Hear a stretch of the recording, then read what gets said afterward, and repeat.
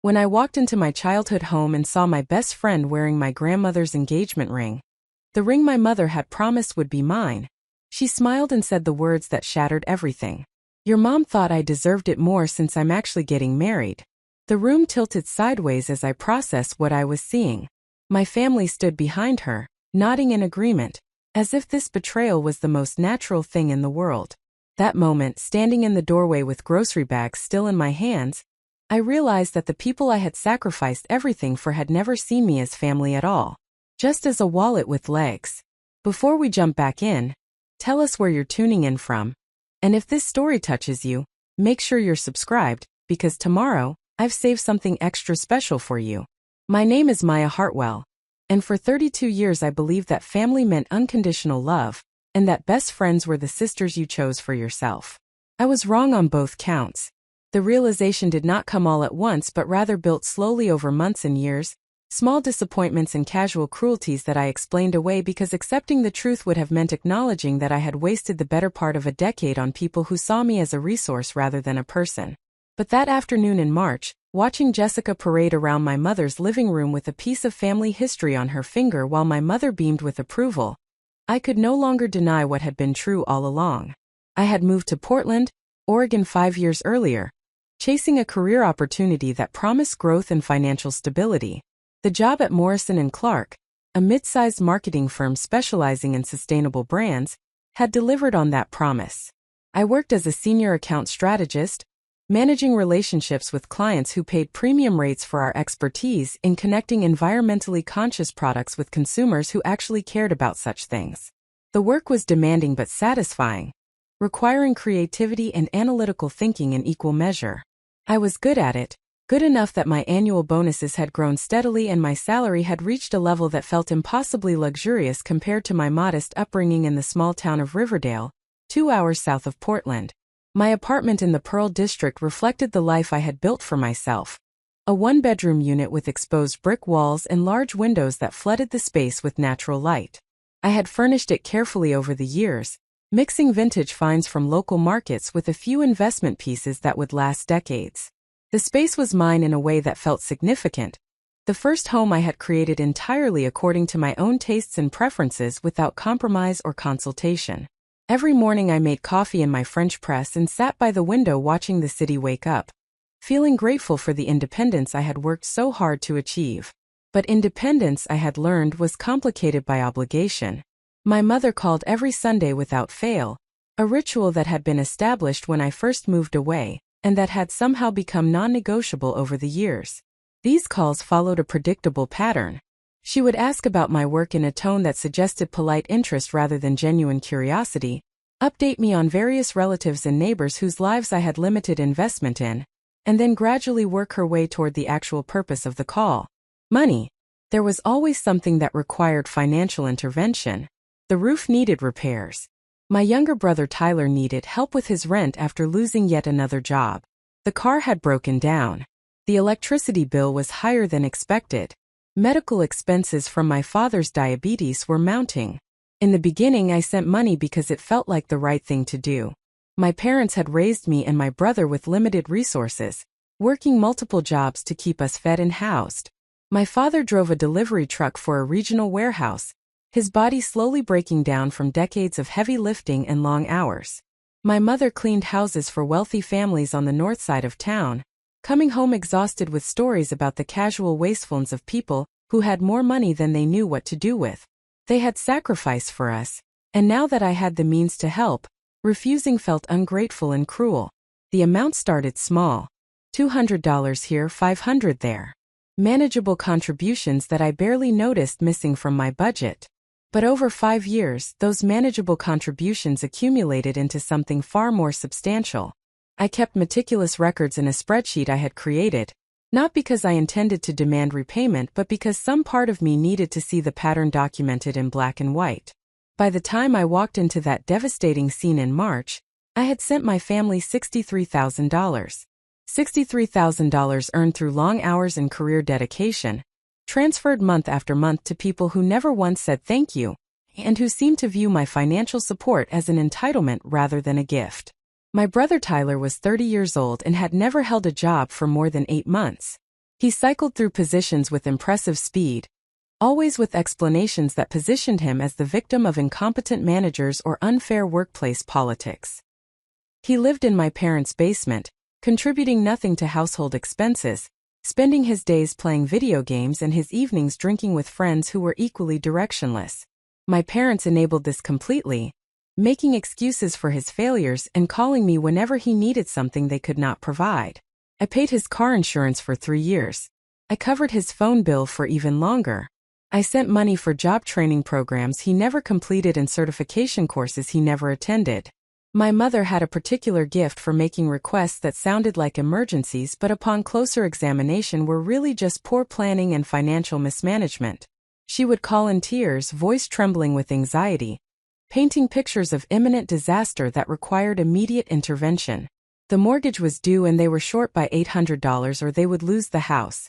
The refrigerator had died and they needed a replacement immediately, or all their food would spoil.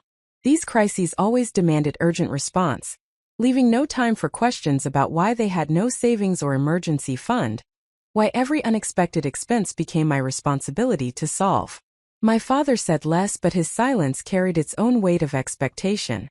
He would get on the phone briefly during my mother's calls, his voice gruff with embarrassment, thanking me for helping out and promising they would pay me back when things got better. Things never got better. The promised repayment never materialized. But he continued to accept my money, while maintaining the fiction that this was temporary assistance rather than permanent subsidy. Jessica Chun had been my best friend since college, one of those relationships that forms during late-night study sessions and shared struggles through difficult classes. We had been roommates junior and senior year, staying up until 3 in the morning writing papers and quizzing each other before exams, building the kind of bond that felt unbreakable. After graduation, we had drifted geographically as careers took us in different directions, but we maintained regular contact through texts and video calls and occasional visits. When I moved to Portland, Jessica was living in Seattle working as a graphic designer, close enough that we could meet halfway for weekend trips or drive to each other's cities for visits. 2 years ago, Jessica had quit her Seattle job and moved to Riverdale. She claimed she was burned out from city life and wanted to reconnect with a slower pace and more authentic community. I had supported the decision enthusiastically, thrilled to have my best friend living near my family, imagining holiday visits where my two worlds would blend seamlessly. Jessica stayed with my parents for the first month while she looked for her own place, and I sent $500 to help cover her expenses during the transition. She thanked me effusively, promising to pay me back as soon as she got settled and found work. She never paid me back. She also never really found work, at least not the kind that provided stable income. She did occasional freelance design projects and worked part-time at a local coffee shop, but mostly she seemed to spend time with my family, becoming increasingly integrated into their daily lives in ways that I observed from a distance with a mixture of pleasure and growing unease. My mother started mentioning Jessica constantly during our Sunday calls. Jessica had helped her reorganize the kitchen. Jessica had such good taste and gave wonderful advice. Jessica understood the value of family in ways that my career-focused lifestyle apparently did not. I told myself I was being paranoid and petty, that I should be happy my best friend and my family were forming close relationships rather than feeling threatened by it.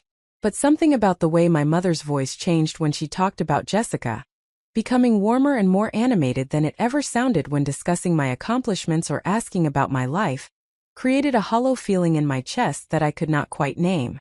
The engagement announcement came through a group text in January. Jessica was marrying Marcus Webb, a local contractor she had been dating for 6 months. The text included a photo of her hand displaying a modest diamond ring, followed by a flood of congratulatory responses from my mother and various relatives. I added my own congratulations, genuinely happy for my friend, even as I noted with some irritation that I had learned about this major life development through a group text rather than a personal call.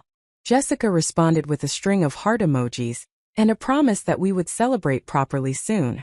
2 months later, I made one of my increasingly rare trips back to Riverdale. Work had been intense and I had been using that as an excuse to avoid visits, but my mother had been particularly insistent that I come home for my father's birthday. I had arranged to take a Friday off, planning to drive down Thursday evening and spend a long weekend with family. I stopped at a specialty grocery store in Portland to pick up ingredients for my father's favorite meal, Italian wedding soup that required specific items not available in Riverdale's limited market. I arrived at my childhood home just before 7 in the evening, parking on the street behind a car I did not recognize. The front door was unlocked as always, and I let myself in carrying 2 heavy grocery bags, calling out to announce my arrival. The house smelled like coffee and something sweet, suggesting my mother had been baking. I walked through the small entryway into the living room, already forming the greeting I would offer, already preparing myself for the familiar discomfort of being back in this space that had never quite felt like home, even when I lived there. Jessica stood in the center of the living room, her left hand extended toward my mother, who was examining it with an expression of delighted approval. On Jessica's finger was a ring I recognized immediately, a vintage Art Deco engagement ring with a distinctive rectangular emerald flanked by small diamonds. My grandmother's ring. The ring that had been promised to me on multiple occasions, most recently when my grandmother died 4 years ago, and my mother had said through tears that of course I would have it when the time came, that it was meant for me because I was the eldest grandchild and because my grandmother had always said I reminded her of herself. Preparing and narrating this story took us a lot of time, so if you are enjoying it, subscribe to our channel. It means a lot to us. Now back to the story. I stood frozen in the doorway, grocery bags cutting into my palms, brain struggling to process what I was seeing. My mother looked up and saw me, her expression shifting to something I could not quite identify. Not guilt exactly, but perhaps a trace of defensiveness, a preemptive hardening against the reaction she knew was coming. "Maya, you're early. We weren't expecting you until later." Her voice had that particular brightness that suggested performance, a cheerfulness deployed to deflect discomfort. Jessica turned, her face lighting up with a smile that seemed completely genuine, as if she could not perceive anything wrong with this tableau. "Maya! Oh my God, I'm so glad you're here. Look what your mom gave me. Isn't it perfect? It fits like it was made for me." She held out her hand, displaying the ring as if I should share in her delight. The emerald caught the light from the overhead fixture, flashing green against the gold band. My grandmother had worn that ring every day for 60 years. I had spent my childhood fascinated by it, asking to try it on during visits, listening to the story of how my grandfather had saved for months to buy it when engagement rings were expected to represent sacrifice rather than status. That ring represented history and continuity, a tangible link to the woman who had understood me better than my own mother ever had. "Why?" The word came out flat and strange, as if someone else had spoken it. That ring was supposed to be mine. My mother's expression shifted fully into defensiveness now, her mouth tightening into a thin line. "We thought Jessica should have it since she's actually getting married. You've never even been engaged, Maya. It seems silly to leave it sitting in a drawer when someone could be enjoying it. Jessica could have any ring. That one was grandmother's. You promised it to me." My voice remained eerily calm despite the chaos roiling inside me, the kind of calm that comes from shock rather than composure. My brother Tyler emerged from the kitchen carrying a beer, taking in the scene with barely concealed amusement. "Come on, Maya. Don't be selfish. Jessica is practically family now. She's here all the time, helping mom and dad with stuff. Not like you, living up in Portland acting too good for us." The casual cruelty of his comment, delivered as if it were obvious truth rather than grotesque distortion, should have surprised me but somehow did not. Tyler had always resented my success, interpreting my achievements as implicit criticism of his failures. But hearing him dismiss years of financial support as inadequate because I had built a life elsewhere, hearing him describe Jessica as more family than I was when I had been subsidizing this household for half a decade, something inside me cracked open. "Too good for you?" I repeated, my voice rising now, calm fracturing into something sharper. "I've sent you $63,000 over 5 years. $63,000, Tyler. I paid your car insurance for 3 years. I've covered emergencies and bills and God knows what else while you've been living in the basement playing video games. And you think I act too good for you?" My mother's face flushed, anger replacing defensiveness. "We never asked you to keep track. That's what family does, Maya. We help each other. But you've always been like this, always needing credit and recognition for everything you do. Jessica understands that real love doesn't come with a price tag attached. The words hit like physical blows, each one landing with precision against the most vulnerable parts of my self-concept. I had told myself I was being generous and loving, that I was honoring my family obligations and taking care of the people who had raised me. But according to my mother, I was actually petty and transactional, someone who kept score and demanded acknowledgement, someone whose love came with strings attached in ways that Jessica's apparently did not. Jessica herself looked uncomfortable now, some awareness finally penetrating that this situation was more complex than she had understood. Maya, I didn't know you felt so strongly about the ring. Your mom said she wanted me to have it because I'm like a daughter to her. But if it's really that important to you, I can give it back. Her words, presumably meant to be conciliatory, somehow made everything worse. Like a daughter. Jessica had been in their lives for 2 years and somehow had achieved the status I had been unable to secure in 32. My mother nodded at Jessica's offer, but her expression made clear that returning the ring would be seen as an insult, a rejection of the gift and the sentiment behind it. Your mom thought I deserved it more since I'm actually getting married, Jessica added, apparently trying to explain the logic. And honestly, Maya, you've always said you weren't sure about marriage anyway. It seems like a waste to leave such a beautiful ring unused when it could mean so much to someone who really wants it.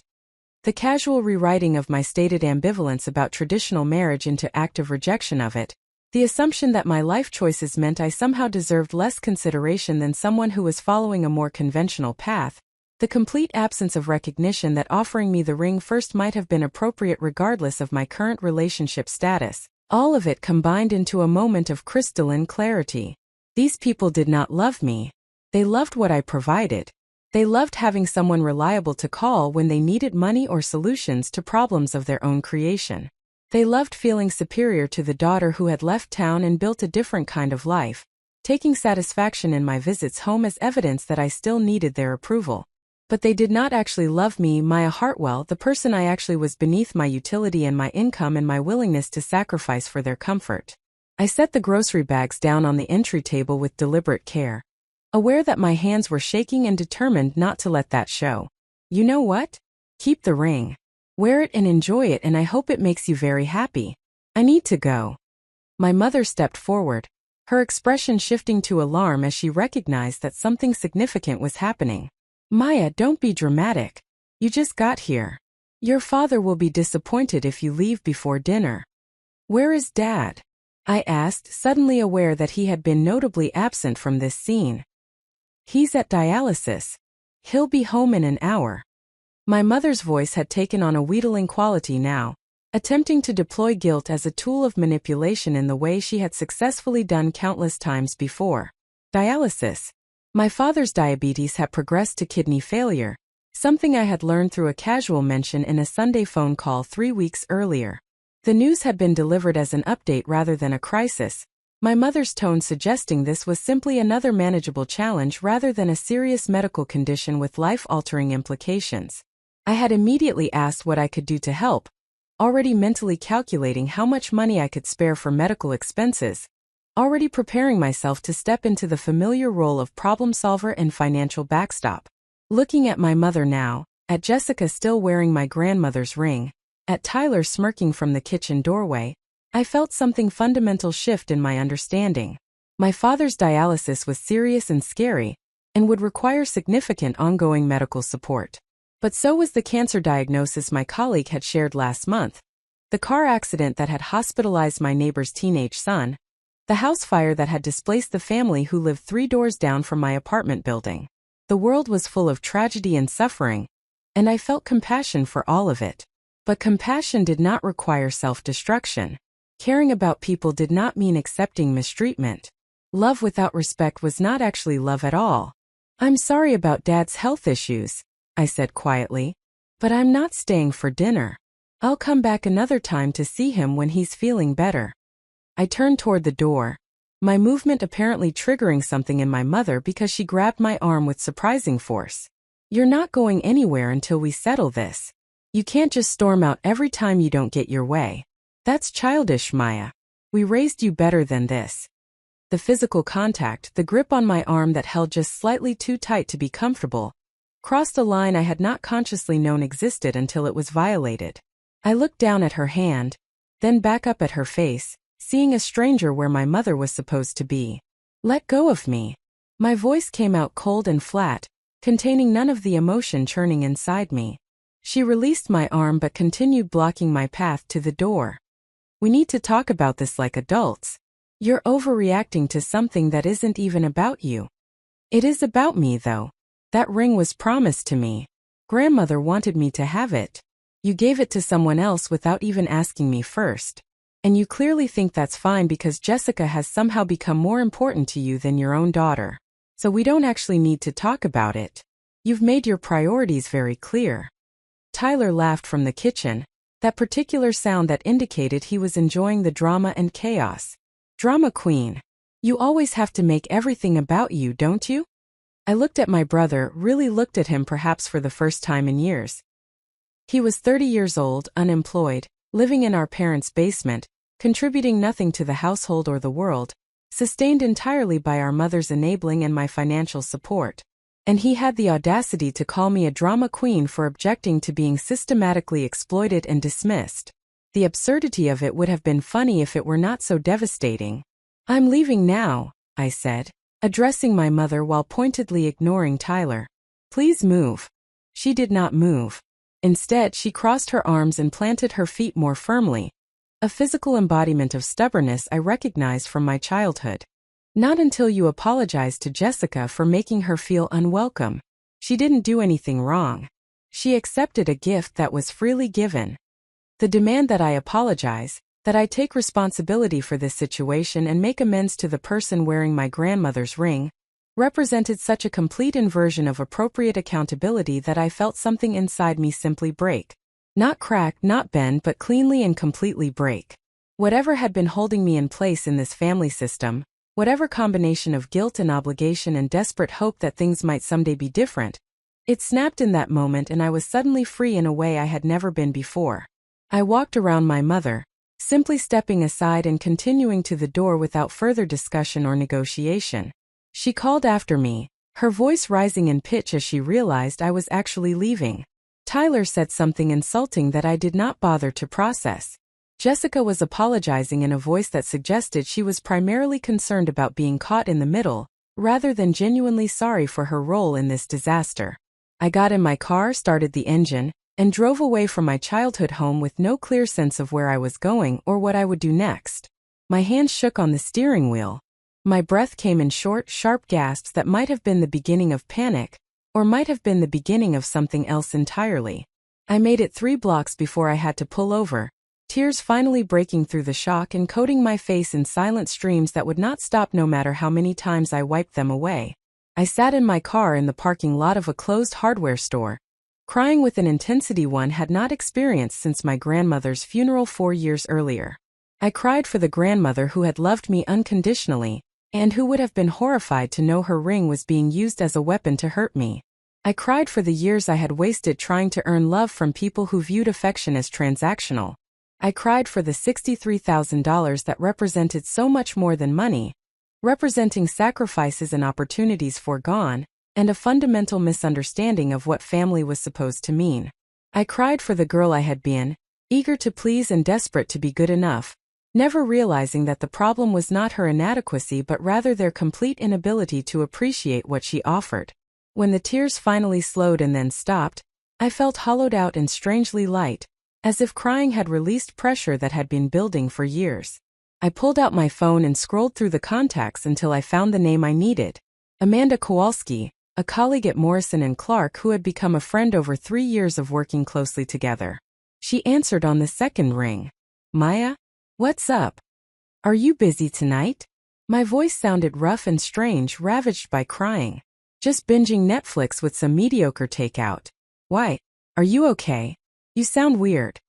I'm in Riverdale and I just had the worst fight with my family, and I can't go back to Portland tonight, but I can't stay here and I don't know what to do. The words tumbled out in a rush, barely coherent. Amanda did not hesitate.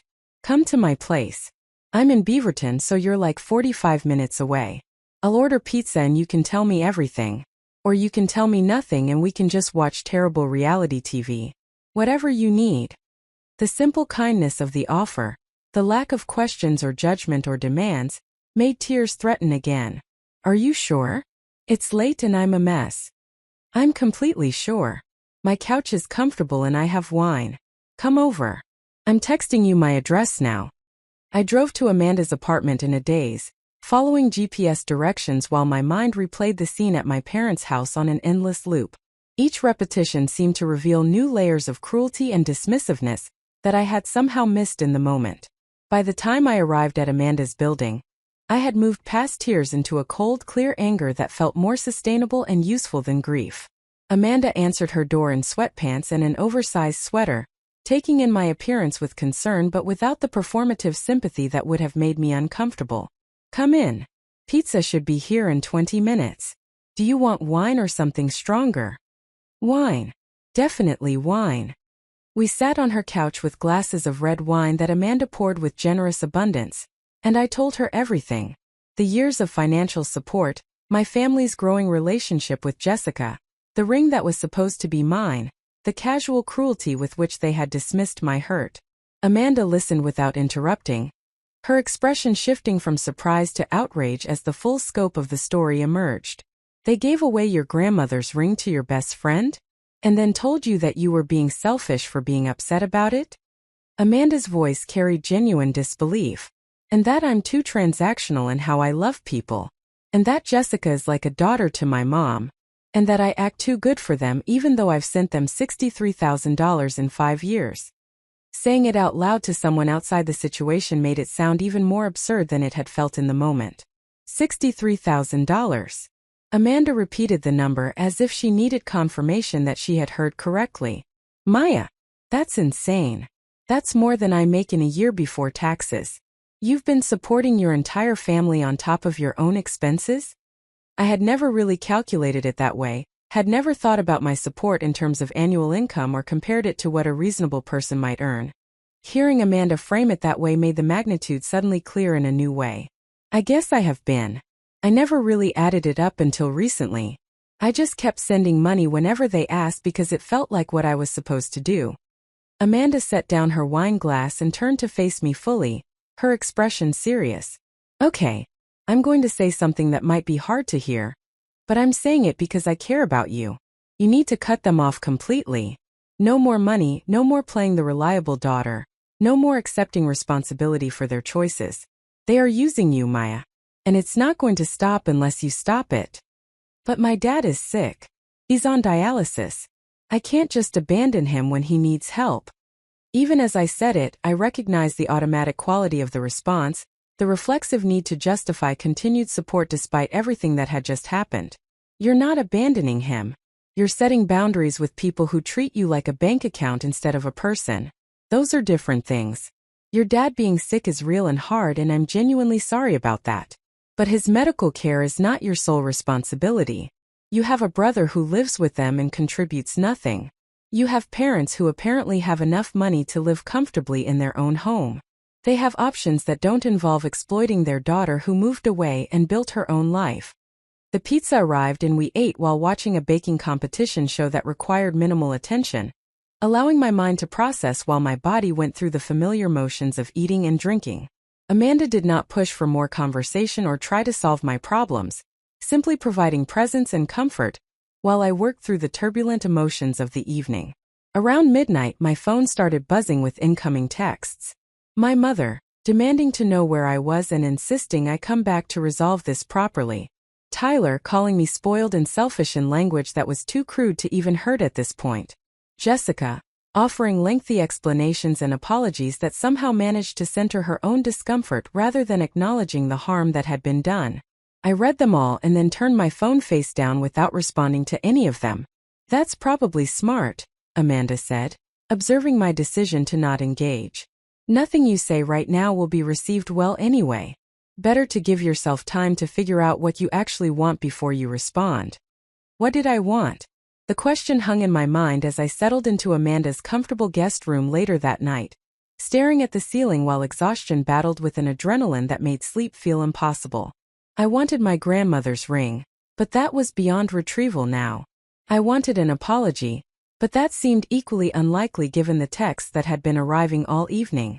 I wanted my family to recognize how they had hurt me, to feel genuine remorse, to promise to do better. But people who were capable of such recognition and growth would not have given away my grandmother's ring to my best friend in the first place. So what did I actually want, setting aside things that were either impossible or dependent on other people's unlikely transformations? I wanted peace. I wanted to stop lying awake worrying about what financial crisis would hit next, what emotional manipulation would arrive with the Sunday phone calls, whether I was doing enough or giving enough or being enough. I wanted to keep my own money and spend it on things that brought me joy instead of funneling it toward people who somehow never had enough no matter how much I provided. I wanted relationships based on genuine affection, rather than obligation and guilt. I wanted to stop being afraid of disappointing people who had never worried about disappointing me.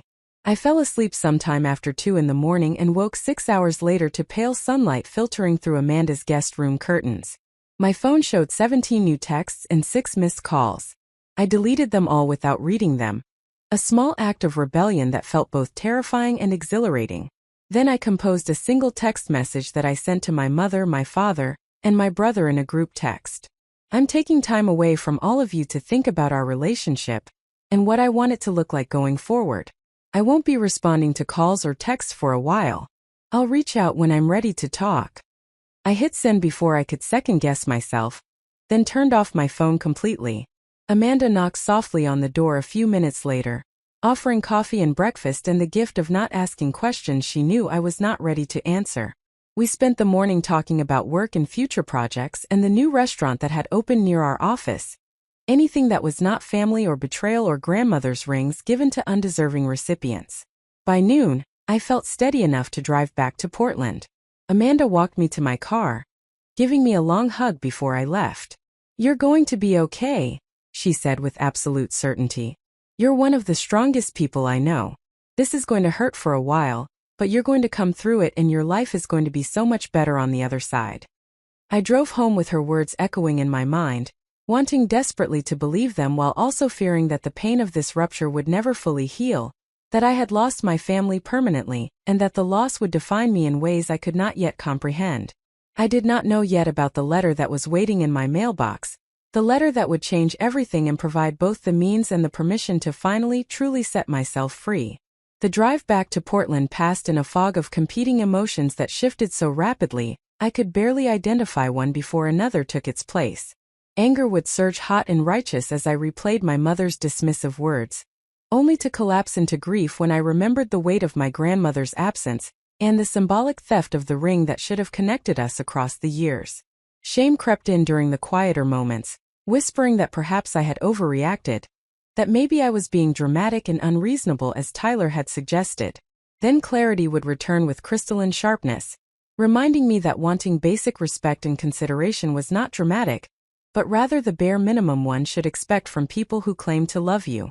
I arrived at my apartment in the Pearl District just after 2 in the afternoon, the building's familiar facade providing comfort after the emotional chaos of the previous 18 hours. The doorman greeted me with his usual friendly nod, and I managed to return it with something approximating normal social behavior despite feeling like I was walking through the world behind a layer of glass that separated me from genuine connection. The elevator ride to the 7th floor felt longer than usual, my reflection in the polished metal doors showing a woman who looked exhausted and hollowed out, dark circles under her eyes and a tightness around her mouth that spoke of stress held in the body even when the mind tried to set it aside. Inside my apartment, everything was exactly as I had left it the previous morning, when I had packed an overnight bag with excitement about seeing my family and celebrating my father's birthday. The coffee mug I had used still sat in the sink. The book I had been reading lay open on the arm of my couch, marking my place in a story that now felt like it belonged to a different person in a different life. How could everything look the same when I felt so fundamentally altered? How could my carefully curated space maintain its serene organization when my internal landscape had been devastated so completely? I set down my bag and walked to the large windows that overlooked the street below, watching people go about their Saturday afternoon activities. A young couple walked hand in hand toward the coffee shop on the corner. A woman pushed a stroller while talking animatedly on her phone. An elderly man walked his small dog with the patient slowness of someone who had nowhere urgent to be. These people were living their ordinary lives, experiencing their own joys and struggles, completely unaware that my entire understanding of family and love had shattered less than 24 hours ago. The world kept turning with indifferent momentum regardless of individual catastrophe, a truth that felt both comforting and devastating in equal measure. My phone remained powered off in my purse, a small act of self-protection that I knew could not be maintained indefinitely, but that provided temporary relief from the onslaught of messages and calls I was not ready to face. Eventually, I would need to turn it back on and deal with whatever accumulation of guilt trips and angry accusations had piled up during my hours of silence. But not yet. Not while I still felt so raw and vulnerable, liable to be manipulated back into old patterns before I had time to establish new ones. I spent the remainder of Saturday in a strange state of suspended animation, going through motions that approximated normal weekend activities, while feeling disconnected from everything I did. I showered for longer than necessary, letting hot water cascade over me, as if it might wash away the residue of betrayal that seemed to cling to my skin. I changed into soft clothes that felt like armor against the world, oversized sweater and leggings that prioritized comfort over any other consideration.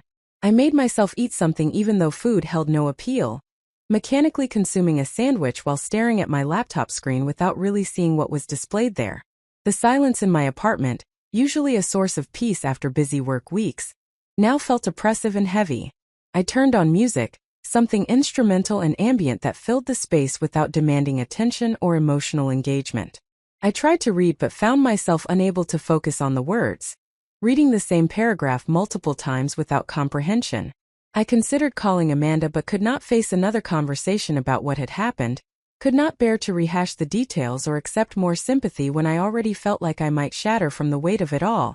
As evening approached and natural light faded from my apartment, I found myself gravitating back to the windows, watching the city transition from day to night. Lights flickered on in apartments across the street, small squares of illumination that represented other lives being lived. I wondered about the people in those apartments, whether they had families who loved them genuinely rather than conditionally, whether they struggled with the same questions about obligation and boundaries that were consuming me, whether any of them had ever had to choose between maintaining relationships and maintaining their self-respect. My mind kept returning to the ring, that tangible symbol of everything that had been taken from me. My grandmother had been the one adult in my childhood who made me feel valued for who I was rather than what I could provide or achieve. She had listened when I talked, asked questions that indicated genuine interest in my thoughts and feelings, celebrated my quirks rather than trying to smooth them into more acceptable forms. When she died 4 years ago, I had felt the loss acutely, grieving not just for her but for the version of myself that had existed in her presence, the version that felt fundamentally acceptable and worthy of love. The ring had been promised to me multiple times during my grandmother's final years. She had called me to her bedside during her last week, her hand trembling as she held mine, her voice weak but clear as she told me she wanted me to have it. My mother had been in the room and had nodded agreement, had assured my grandmother that of course the ring would go to Maya, that it was only right that the eldest granddaughter receive this family heirloom. I had held my grandmother's hand and thanked her, not for the ring itself but for what it represented, for the connection it would maintain between us even after she was gone. For 4 years my mother had kept the ring, claiming she was not ready to part with it yet, that wearing it helped her feel close to her own mother. I had not pushed, understanding that grief operates on its own timeline, and that my mother's need to maintain connection with her mother was legitimate and worthy of respect. But I had assumed that eventually, when she was ready, she would honor the promise that had been made.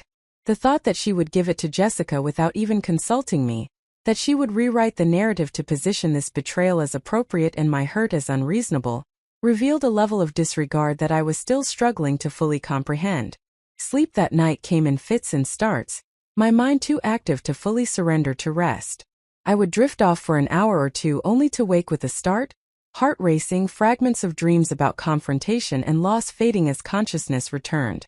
Each time I woke, I reached for my phone with the automatic impulse to check for messages, then remembered I had left it powered off, and felt a mixture of relief and anxiety about whatever communications were accumulating in that digital space I was avoiding. Sunday morning arrived gray and drizzly, typical Portland weather that matched my internal landscape. I made coffee and sat at my small kitchen table, staring at my phone which remained dark and silent on the counter. The Sunday morning call from my mother would have come by now if I had been available to receive it, that weekly ritual that had structured so many years of my adult life. What would she have said if I had answered? Would she have apologized for giving away the ring without asking me?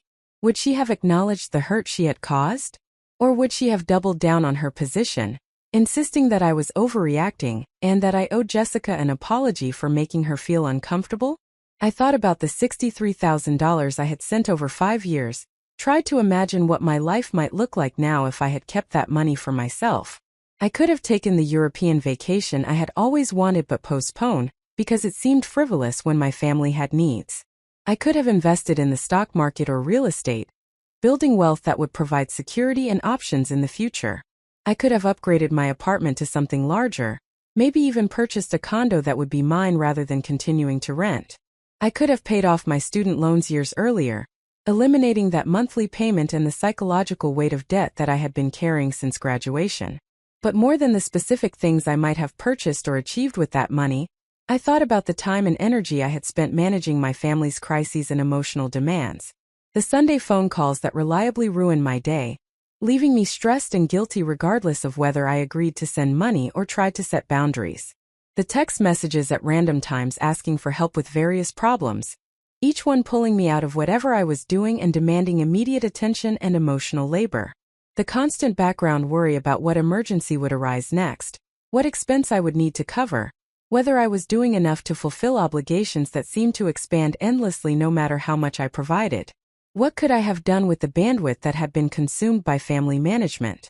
I might have invested more deeply in my friendships, cultivating relationships based on genuine connection, rather than the shallow socializing I managed to fit in around family obligations. I might have pursued hobbies or interests that brought me joy, taken classes or joined clubs or explored parts of myself that had been neglected in service of being endlessly available to others. I might have dated more seriously, invested time and energy into building a romantic relationship, instead of using my family responsibilities as a convenient excuse for why I did not prioritize finding a partner. The realization that I had structured my entire adult life around my family's needs, that I had made myself small and contained and perpetually available to people who took my sacrifice for granted, settled over me with the weight of profound grief. I had not just lost money or time. I had lost years of my life to a dynamic that was never going to provide what I hoped it would provide. No amount of financial support was going to make my mother see me as worthy of the consideration she showed Jessica. No amount of reliability was going to earn my brother's respect or motivate him to become self-sufficient. No amount of patience and understanding was going to transform my family into people who loved me for who I was rather than what I could give them. Around noon, I finally powered on my phone, watching the screen light up and immediately begin vibrating with incoming notifications. Text messages populated my screen in rapid succession, dozens of them spanning the previous day and night. I opened the thread from my mother first, prepared for anger but still shocked by the venom that radiated from her words. The first messages had been demanding, insisting I return to the house immediately to apologize and act like an adult.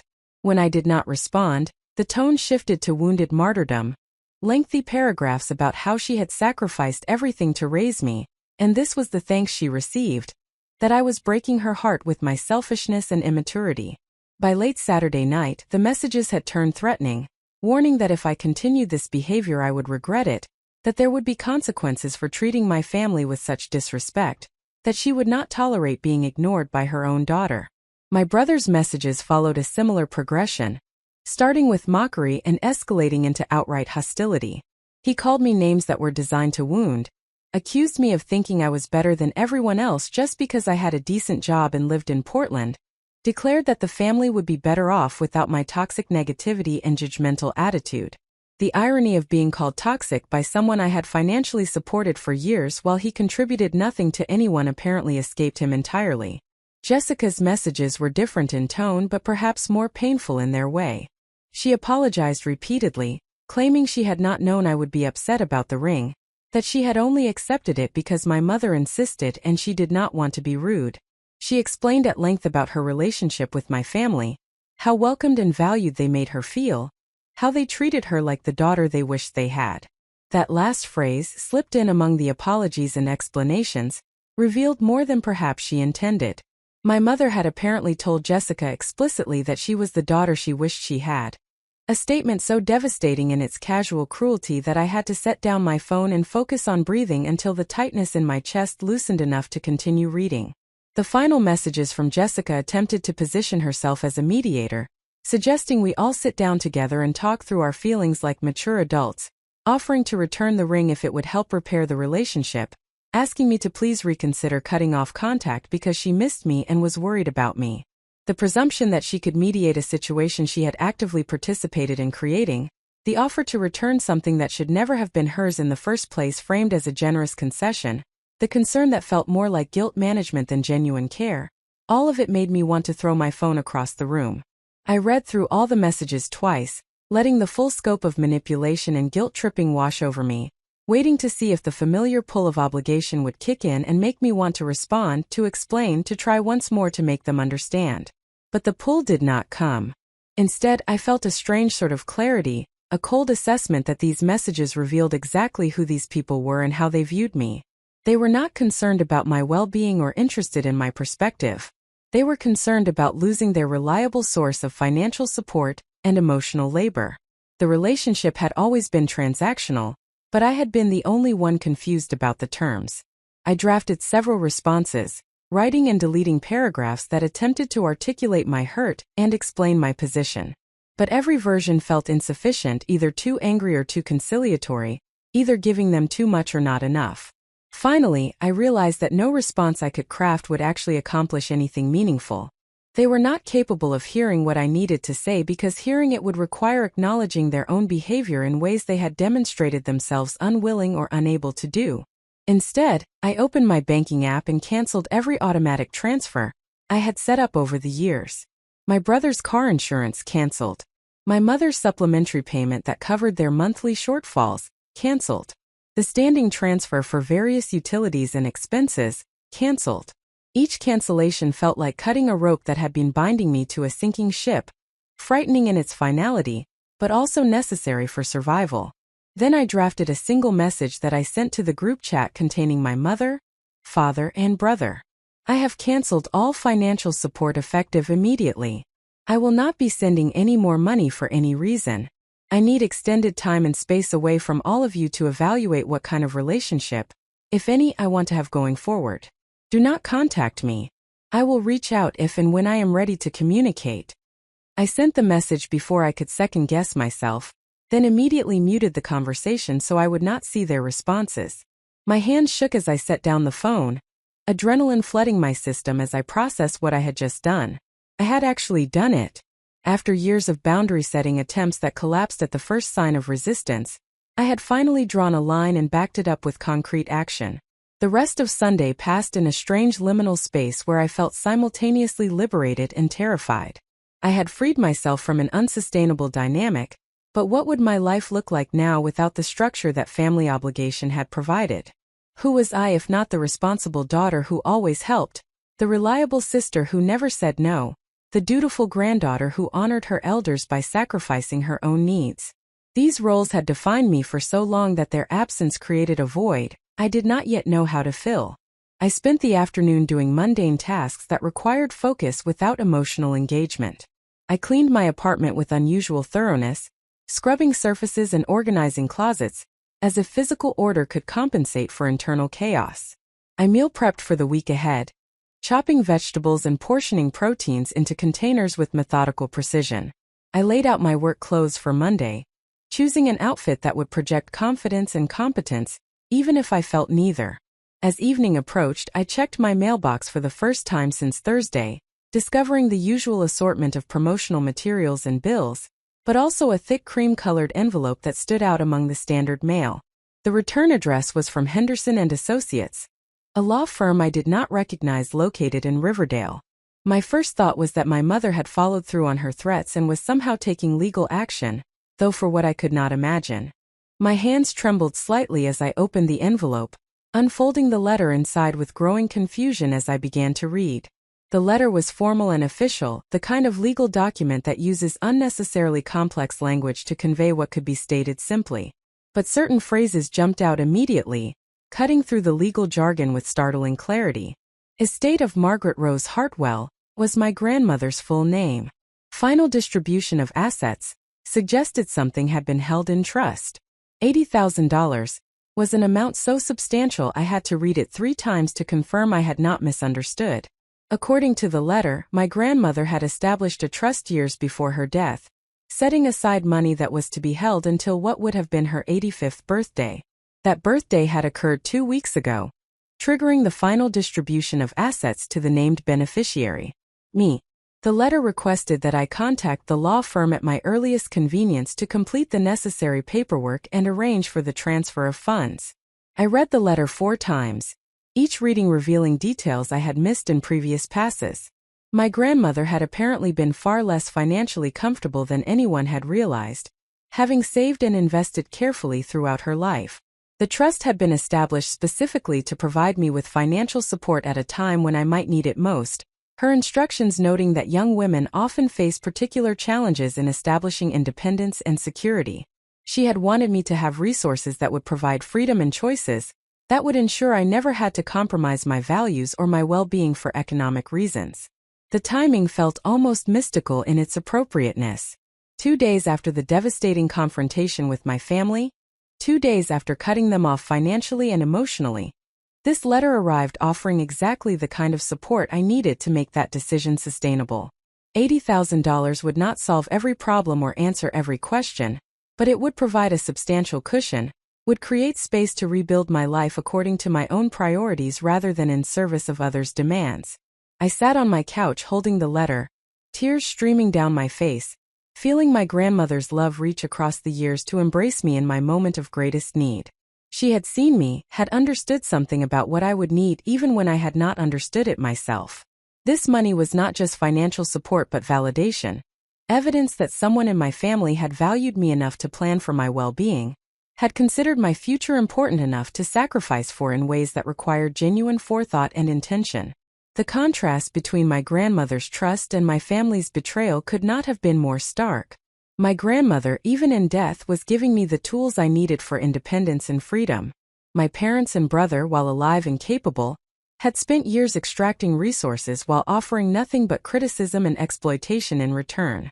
Jessica, who I had considered my closest friend, had accepted my family's version of reality without question, had taken what was meant to be mine and worn it as if she deserved it more.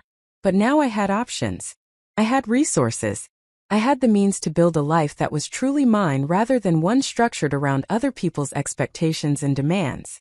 The inheritance was not just money but permission, my grandmother's final gift affirming that I deserved to prioritize myself, that choosing my own well-being over family obligation was not selfish but necessary and right. I called the law firm first thing Monday morning, speaking with a pleasant associate named Jennifer, who walked me through the necessary paperwork and explained the timeline for fund distribution. The money would be transferred to my account within 2 weeks, once all documentation was completed and verified. Jennifer offered her congratulations, noting that trusts of this type were relatively uncommon and represented significant foresight and care on my grandmother's part.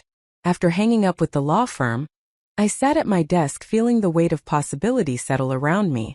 For the first time in years, perhaps for the first time in my adult life, I could make decisions based solely on what I wanted rather than on what others needed from me.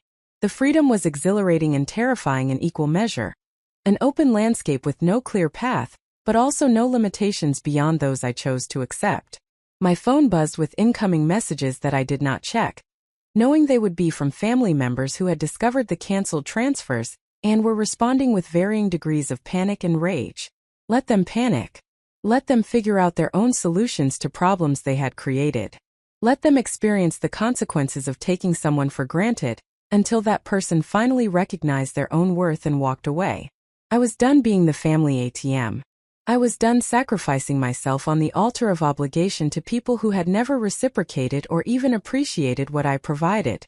I was done accepting crumbs of conditional affection, while being starved for genuine love and respect. My grandmother had given me the means to be free. Now I just needed the courage to actually claim that freedom and build something worthy of the faith she had placed in me. The 2 weeks following the discovery of my grandmother's inheritance passed in a state of heightened awareness, as if the world had gained additional colors and dimensions I had not previously been able to perceive. Every morning I woke with a strange mixture of grief and gratitude, mourning the family relationships I had lost while simultaneously recognizing that what I had lost was not actually valuable, that I was grieving the fantasy of what those relationships could have been rather than the reality of what they actually were. The $80,000 sat in my awareness like a weight and a promise, not yet physically mine but already transforming my understanding of what was possible. Work provided welcome structure during those uncertain days, offering problems that had clear solutions and colleagues who interacted with me, based on professional competence, rather than familial obligation. My projects at Morrison & Clark demanded focus and creativity, requiring me to analyze consumer behavior patterns and develop marketing strategies that would resonate with target demographics, increasingly skeptical of corporate authenticity. The irony was not lost on me that I spent my days helping brands communicate genuine values and build trust with consumers while my own family had communicated nothing but exploitation disguised as love. Amanda checked in regularly, texting brief messages of support that did not require lengthy responses, but that reminded me I had people in my life who cared without expecting anything in return. She invited me to join her book club, introducing me to a group of women who met monthly to discuss literary fiction and drink wine in quantities that increased proportionally with the pretentiousness of the selected novel. These women knew nothing about my family drama, interacting with me as simply Maya, colleague of Amanda's, someone with interesting perspectives on novels and a dry sense of humor that emerged more readily when I was not weighted down by family obligations. I had maintained my silence with my family throughout those 2 weeks, resisting the urge to check the muted group chat despite curiosity about how they were responding to the sudden elimination of financial support. My phone occasionally vibrated with calls from my mother's number that I let go to voicemail without listening to the messages. Jessica texted sporadically, her messages shifting from apology to confusion to irritation as my silence extended, and she realized I was not going to engage with her attempts at reconciliation on her terms. The paperwork for the inheritance was completed with careful attention to every detail, each signature and initial feeling like a small act of rebellion against the family narrative that I was irresponsible or unreliable. Jennifer from the law firm guided me through the process with patient professionalism, explaining tax implications and suggesting I consult with a financial advisor about how best to manage this unexpected windfall. I scheduled an appointment with a certified financial planner, someone who came recommended by a colleague, and who specialized in helping young professionals make strategic decisions about wealth management and long-term security. On a Thursday afternoon 2 weeks and 3 days after the confrontation at my parents' house, the funds transferred into my checking account. I was sitting at my desk reviewing a client presentation when my phone buzzed with a notification from my banking app. I opened it expecting to see my regular paycheck deposit, instead seeing a balance that made me blink and check twice to ensure I was reading correctly. $80,347, the additional amount representing accumulated interest from the trust account. The number seemed abstract and unreal, too large to fully comprehend in the context of my usual financial reality. I had been living comfortably on my salary, managing to save a modest amount each month after expenses, but I had never had access to this kind of money. This was life-changing wealth, not retirement-level wealth but enough to provide options and security and freedom from the financial anxiety that had been my constant companion throughout my adult life. I closed my laptop and walked to the break room, needing a moment away from my desk to process what had just happened. The office was quiet that afternoon, most people in meetings or working remotely, leaving me alone with the coffee maker and my racing thoughts. I made myself a cup of tea I did not really want, using the familiar ritual of selecting a flavor and waiting for water to boil as a way to ground myself in physical reality, while my mind spun with possibility. What would I do with this money? The financial planner I had consulted suggested allocating the majority toward retirement accounts and index funds, creating a foundation for long-term security that would compound over decades. Pay off my student loans, she had advised, eliminating that monthly payment and the psychological burden of debt. Keep 3 to 6 months of expenses in an easily accessible emergency fund. Consider whether I wanted to purchase property rather than continuing to rent, building equity that would appreciate over time. All practical advice that made sense from a financial optimization perspective. But I found myself thinking beyond optimization, imagining what this money could mean in terms of life design rather than just wealth management. I could quit my job and travel for 6 months, finally taking that European trip I had postponed repeatedly. I could go back to school and pursue a graduate degree in something that interested me rather than something purely practical. I could start my own business, taking the entrepreneurial risk I had always been too financially insecure to attempt. I could simply work less, reducing my hours and stress while still maintaining a comfortable lifestyle. The possibilities were both exhilarating and overwhelming, too numerous to evaluate properly while standing in an office break room drinking tea I did not want. I needed time and space to think clearly about what kind of life I actually wanted to build rather than simply reacting to the sudden availability of resources. But underneath all the practical considerations ran a deeper current of emotion that was harder to name or address. Grief for my grandmother who had loved me enough to plan for my future in ways my own parents never had. Anger at my family for making me feel worthless while taking everything I offered. Relief that I finally had the means to make choices based on my own values rather than others' demands. I returned to my desk and finished my workday with mechanical efficiency, completing tasks without full engagement, while part of my mind continued processing this new reality. When 5:30 arrived and I was free to leave, I walked home through the Pearl District with heightened awareness of my surroundings, noticing details I typically overlooked in my commute routine. The coffee shop on the corner where baristas knew regular customers by name and drink preference. The small park where young mothers gathered with strollers and toddlers in the afternoon. The gallery displaying works by local artists in a window that invited passersby to stop and consider. The Indian restaurant that filled the evening air with spices that made my mouth water despite having no particular appetite. This was my neighborhood, my city, my life that I had built through my own efforts and choices. I had created something good here, something stable and functional that provided satisfaction, even if it had been constrained by family obligations that siphoned away resources and energy. Now those constraints were gone, eliminated by my own decision to set boundaries and by my grandmother's foresight in providing the means to make those boundaries sustainable. What would my life look like now that I was truly free to design it according to my own priorities?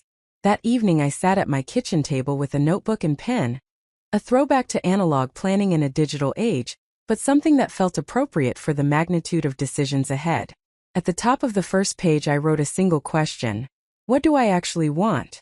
Then I sat staring at the blank space below, pen poised, waiting for answers that were harder to access than I anticipated. I had spent so many years focused on what others needed or expected that my own desires had become difficult to identify or articulate. When I tried to imagine my ideal life, the images that emerged felt borrowed from magazines or social media, rather than genuinely reflecting my authentic preferences. A beautiful apartment with perfect styling, but did I actually care about interior design? Or was that just something I thought I should care about? Travel to exotic locations, but did I genuinely want to wander through European museums, or was I attracted to the idea of being the kind of person who did such things? A romantic partnership, but did I actually want to share my life with someone, or had I simply internalized cultural messages about what adult happiness was supposed to look like? I wrote slowly, forcing myself to dig beneath surface desires to examine what I actually valued when stripped of external expectations and internalized shoulds. Connection with people who saw and appreciated me for who I actually was. Work that engaged my mind and provided a sense of contribution to something beyond myself. Creative expression through writing or art or music. Outlets that had been neglected during years of prioritizing productivity and obligation. Physical health and embodied presence. Learning to listen to my body's signals rather than overriding them in service of accomplishing more. Beauty in my immediate environment. Surrounding myself with objects and spaces that brought aesthetic pleasure and felt like authentic extensions of myself. Time in nature, away from screens and schedules and the constant low-level stress of urban professional life. Books read slowly and savored rather than consumed quickly to check boxes on reading challenge lists. Cooking as meditative practice rather than efficient fuel delivery. Sleep prioritized as essential rather than viewed as inconvenient necessity that should be minimized. Relationships characterized by reciprocity and respect rather than by what I could provide or achieve. As I wrote, patterns emerged that surprised me. Many of the things I claimed to value or want were actually just internalized expectations or responses to social pressure. The things I genuinely wanted were often simpler and quieter than the ambitious goals I had been trained to articulate when asked about my aspirations. I did not actually want to climb corporate ladders or maximize my earning potential, or optimize every aspect of my life for efficiency. I wanted space to breathe, time to think, freedom to explore interests without needing to monetize or justify them. This recognition felt both liberating and slightly embarrassing, as if I were confessing to a lack of ambition or drive. But was it unambitious to want a life characterized by peace and authenticity, rather than achievement and acquisition? Was it lazy to prioritize well-being over productivity? I thought about my grandmother, who had lived modestly but apparently had managed to save substantial amounts through consistent frugality and careful investment. She had never seemed anxious about status or appearances, content with a small circle of genuine relationships and simple pleasures. She had died peacefully in her own home, surrounded by people who loved her, having lived a life that felt meaningful to her regardless of how it might have appeared to others. That was what I wanted, I realized. Not the specific details of my grandmother's life, but rather the quality of it, the sense of living according to internal values rather than external expectations, the peace that came from knowing you had stayed true to yourself even when that meant making choices others might not understand or approve. The $80,000 was not just money but permission and affirmation from beyond the grave. My grandmother's final message that I was worthy of investing in, that my happiness and freedom mattered, that choosing myself was not selfish but essential. My phone buzzed with an incoming call, my mother's name flashing on the screen. I had not heard from her in several days. Her messages and calls having slowed after my continued non-response made clear that I was not going to be manipulated back into engagement. I let this call go to voicemail as well, but curiosity got the better of me and I listened to the message she left. Her voice was different from previous messages, less angry and more calculating, deploying a tone of maternal concern that I recognized as strategic rather than genuine. "Maya, honey, I know you're upset and you need some space, and that's fine, I understand. But we really need to talk about your father's medical situation. His dialysis is very expensive and insurance doesn't cover everything. I'm not asking you to pay for everything, just to help us figure out a manageable payment plan for what we owe. The hospital is threatening collections and it's affecting his credit. Just call me back so we can discuss this as a family. We miss you. We love you. Please don't shut us out over a silly misunderstanding about a ring." The audacity of that final sentence, the casual dismissal of her own betrayal as a silly misunderstanding, the weaponization of my father's legitimate medical crisis as a tool to reestablish the financial extraction she had come to depend on, all of it crystallized my resolve in a way that pages of self-reflection had not quite achieved. This was who they were. This was all they had ever been.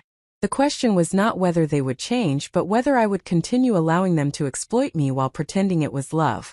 I deleted the voicemail without responding and blocked my mother's number, then blocked my brother's and my father's numbers as well. Each blocking felt like closing a door, eliminating a pathway through which manipulation and obligation had flowed for too many years. Then I unblocked them and sent one final message before blocking again. "I received the inheritance from grandmother. I will be using that money to build my own life rather than subsidizing yours. Do not contact me again about money or medical bills or any other financial matters. I am done funding your lifestyle choices and Tyler's unemployment. You are all adults capable of solving your own problems. I hope you figure it out, but I will not be part of the solution anymore." Hitting send on that message felt like stepping off a cliff, exhilarating and terrifying in equal measure. I had finally said what needed to be said, drawn a boundary with absolute clarity, backed it up with the resources necessary to maintain it. The inheritance meant they could not manipulate me through financial anxiety, could not make me feel guilty for having resources while they struggled. I had my own resources now, and I was going to use them for myself rather than allowing them to be siphoned away by people who had never appreciated the sacrifice required to generate them. Almost immediately the responses started coming through before the blocks took effect. My mother's message was a wall of text filled with accusations and guilt trips, calling me heartless and selfish, claiming my grandmother would be ashamed of me for abandoning family in their time of need. Tyler's message was shorter and cruder, calling me names and declaring good riddance to a stuck-up bitch who thought she was better than everyone. My father's message was the most painful, just a few sentences that cut deeper than the other's anger. "I thought I raised you better than this. Family takes care of family. I'm disappointed in who you've become. I read them all once and then deleted the entire conversation thread. The blocks engaged fully and the messages stopped, leaving my phone mercifully silent. I sat with the discomfort of having finally done what needed to be done, acknowledging the pain while also recognizing the necessity. These were not people who loved me in any meaningful sense of the word. They loved what I provided and they were angry about losing access to those resources, but they had never demonstrated genuine care for my well-being or interest in me as a person separate from my utility. The days that followed my final message to my family brought an unexpected lightness alongside the anticipated guilt and grief. I had been braced for the emotional fallout of cutting them off, prepared for waves of doubt and second-guessing that would test my resolve. Those waves came particularly late at night when I lay awake wondering if I had overreacted, if there was some way I could have maintained relationships while setting boundaries, if I was being too harsh or unforgiving. But the waves receded more quickly than I expected, leaving behind clarity rather than confusion. Without the constant drain of family obligation, I had bandwidth for other things that had been neglected for years. I started running again. Not the obligatory morning routine designed to control stress, but actual running for the pleasure of movement and the meditative quality of sustained physical effort. I joined a community ceramics studio, taking a beginner's while throwing class that met Tuesday evenings, and that provided tactile engagement with material reality that felt necessary after years of primarily digital and abstract work. I reconnected with college friends who had drifted away during the years when I was always too busy or stressed to maintain regular contact, discovering that authentic connection could be rebuilt, even after long periods of absence. My friendship with Amanda deepened as she witnessed my transformation from exhausted people-pleaser to someone actively claiming their own life. She offered advice when asked but mostly just provided steady presence and celebration of small victories that felt monumental to me. The first time I made dinner plans and did not check my phone obsessively throughout the meal, certain that a family emergency would interrupt. The first weekend I spent entirely on my own preferences without feeling guilty about not being available to others.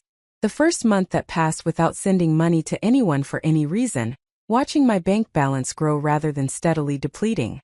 3 weeks after sending my final message to my family, I received a letter in the mail from my father's hospital requesting payment for overdue balances. The letter was addressed to me rather than to him, suggesting that my mother had provided my information at some point as a guarantor or secondary contact. I called the billing department and explained that I was not responsible for these charges, that my father was an adult capable of managing his own medical expenses, and that they should remove my information from his account immediately. The billing representative attempted to guilt me, mentioning the severity of his condition and the importance of family support during difficult times. I ended the call without engaging further, blocking the hospital's number when they called back repeatedly. That small act of refusal, of declining to be manipulated by medical institutions my family had apparently attempted to weaponize against me, felt more significant than it should have. For so many years I had been conditioned to view my financial resources as communal property, accessible to anyone who could construct a sufficiently compelling crisis narrative. The idea that I could simply say no, that I could protect my resources for my own use, that I did not owe explanations or justifications to people or institutions attempting to extract money, represented a fundamental shift in how I understood my relationship to obligation and care. Jessica called one evening while I was making dinner, her name appearing on my screen with the distinctive ringtone I had assigned years ago during better times in our friendship. I stared at the screen for 3 rings before answering, curiosity overcoming my desire to avoid any connection to that chapter of my life. Maya? Oh, thank God you answered. I've been so worried about you. Her voice carried that particular quality of performative concern that I had learned to recognize as more about the speaker's need to feel caring than about genuine worry for the other person. What do you want, Jessica? I kept my voice neutral, refusing to provide either warmth or hostility that she could use as material for continued engagement. I just wanted to check in. Your mom has been really upset about you cutting everyone off. She's worried about you. We all are. The casual we, the assumption that she had the right to speak on behalf of my family or to position herself as part of that unit, grated against my newly established boundaries. I'm fine. Better than I've been in years, actually. Was there something specific you needed? A pause, Then a shift in her tone from concern to something more calculated. Look, I know you're angry about the ring. I get it. Your mom explained that it was supposed to go to you eventually. But honestly, Maya, it's just a piece of jewelry. Is it really worth destroying your family relationships over a ring?